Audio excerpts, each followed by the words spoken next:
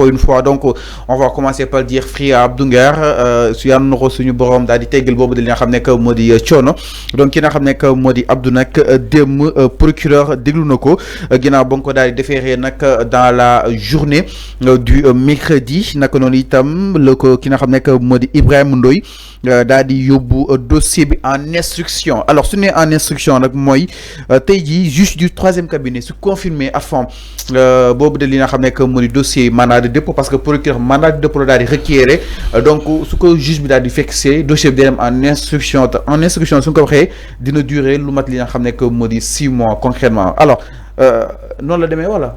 Oui, non le demain, deux situations s'imposent par rapport au dossier de Abdou Nguer. Soit le procureur est obligé d'écorcher la sentence, ou bien de décharger ko. Le réquisitoire du parquet, moi il faut charger le dossier Abdou Nguer. Le procureur m'a sako pour nous mandat de dépôt un mandat tié au courant. Maintenant, il est aujourd'hui, il appartient au juge de voir par rapport les preuves, c'est-à-dire que le juge il va apprécier les preuves que Abdou Nguer a mis sur place. Le procureur qui sa décision, moi de mettre ce dossier en instruction, il y a beaucoup en attendant une enquête bi qui dossier bi parce que aussi il faut donner l'information que Abdou Nguer il a trouvé là-bas des plaintes. Beaucoup de plaintes, des gens ont introduit des plaintes contre lui. Donc, l'autre information, peut-être avocat mi dinañ ci ñëwaat ci lolu. Mais lolu ñëw na yokk ci à charge comme on le dit, ñëw na yokk charge bi ci le dossier de Abdou Nguer. Maay dégg ay nit, même des journaux ont titré maintenant que fait Abdou Nguer en garde à vue en sachant que peut-être le deuxième Abdou Nguer bi signalé on à Thiès. Pourquoi on maintient Abdou Nguer en prison bolégui? Ceux qui ne savent pas ou bien xam nañ ko ci taïf la Abdou Nguer il a trouvé des plaintes sur place. Et aussi, nous jël la responsabilité de la justice mu bàyyi ko mu dem en liberté. Il faut ñu continuer enquête bi ba xam ndax liñ ko topé mom Abdou Nguer wala plainte yoy liñuy wax ci mom ndax ba xam mom moko def wala defuko. En attendant ñu xol la décision du juge donc du deuxième cabinet ba xam ndax dina ko mettre placé comme mandat de dépôt ou bien dina ko may liberté provisoire.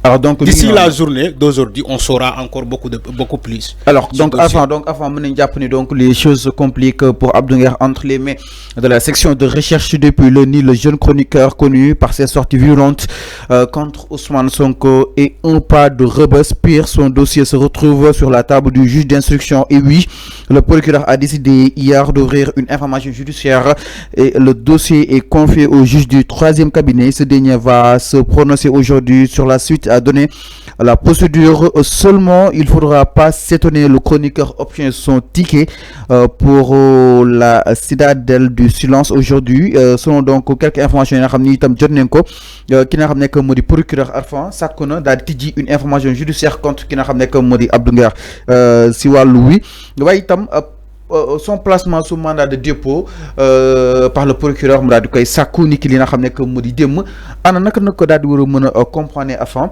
par rapport ak wàllu wi ni ki nga xam ne que mu di Abdou il faut daal di koy jàllale te xam neen ki defoon vidéo bi kooku aussi defeere nañ ko concrètement dafa jël vidéo Abdou Nguer daal di defaraat kàddu yi wax loo Abdou loo xam ne waxu ko en citant justement autopsie entre autres. Oui xam nga loolu laa jógee wax tout à l'heure dama ne le juge du troisième cabinet bi ngay wax nii.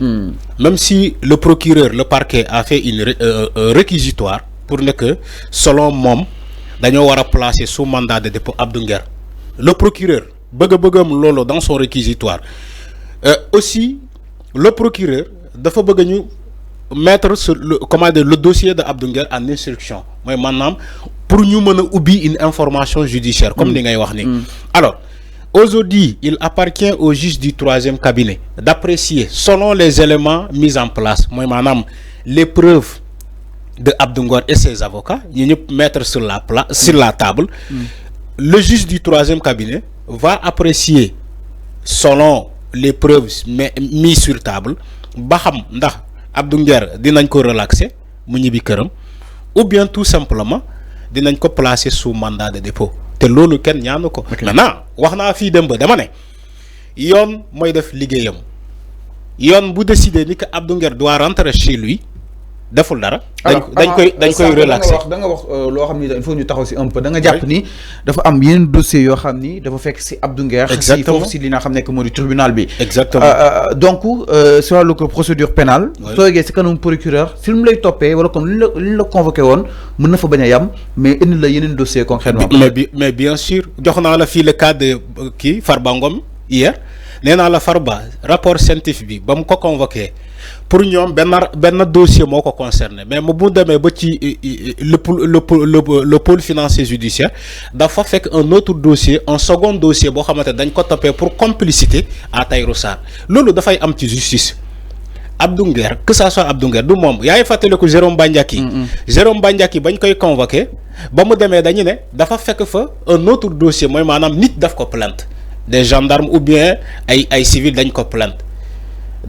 dama dem fekk foofu ces dossiers là aujourd'hui le cas de Abdou Nguer dafa dem fekk fa ay plainte y a une plainte boo xamante ne moom daf ko sëkk ak un enseignant yaa ngi fàttali ko plainte boobu moom dafay toog ci plateau yi di fustiger l'enseignant là bu demee source A day sandi ay pic enseignant boobu ne enseignant bi xaw ma lan te bëgguma ñëwaat ci loolu bu ñëwee fii 5 TV day sandi ay pic enseignant boobu mu ne plainte enseignant boobu du aboutiru fenn moom da ko doon bàkkoo.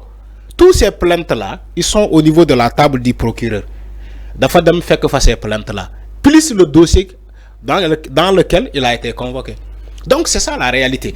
Aujourd'hui, justice mooy en déduire ndax ñu bàyyi ko mu dem voilà dañuy continuer enquête bi comme l'a dit le procureur ouvrir ubbi benn information judiciaire. Alors faut quelle est la pertinence de cette ouverture justement d'une information judiciaire sur le cas de Abdou Nguer? Quelle est la pertinence concrètement? Mais Fallou boo déggee information judiciaire mooy enquête la moom si kaam lu mu jotoon wax lépp ñu enquête si moom. non de c'est sorti et tout. non de loolu. ok ce dont il a été accusé.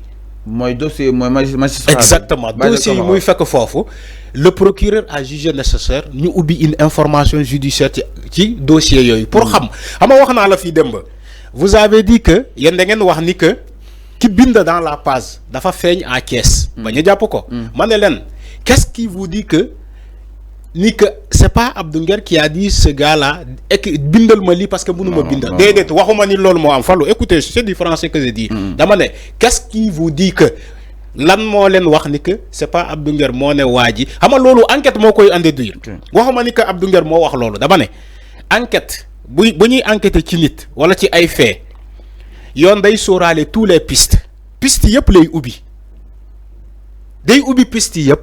day dem ci say njegeñaale say collaborateurs say ñi ñëpp la ñuy enquête ci yow un dossier te concernant moo tax ma ne la il faut pas ngeen yàkkamti nii ngeen ne non dañoo war a libérer Abdou Nguer c'est pas comme ça Abdou bu defulee dara dinañ ko libérer. allah kulli aal. parce que kenn yéenewu ko kaso. mais aussi il faut ngeen bàyyi justice mu enquête. parewul ci enquête bi moo tax ngeen dégg ni ay information judiciaire mais bu demee ba pare ci enquête bi dinañu sceller le sort de Abdou Nguer où est le problème. alors enfin ba tey si li comme nee ne deful dara mais on reste convaincu ni que deful dara.